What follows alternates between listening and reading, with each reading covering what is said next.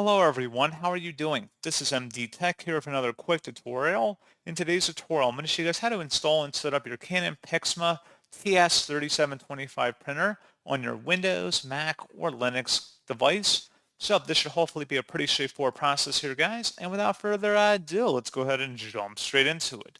So all you have to do is open up a web browser, and you want to search for Canon PIXMA TS3725 support.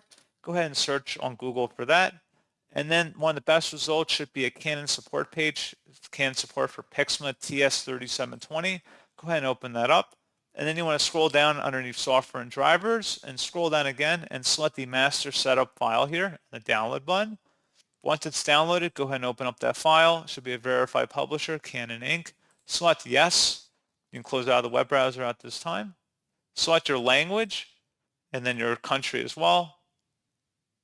Select Start Setup, and then just let this process initiate here. This will take some time to install, and then you can basically just walk through what type of connection you want to set up. So it's a pretty straightforward process on that, guys, and as always, thank you for watching. I do hope that I was able to help you out, and I do look forward to catching you all in the next tutorial. Goodbye.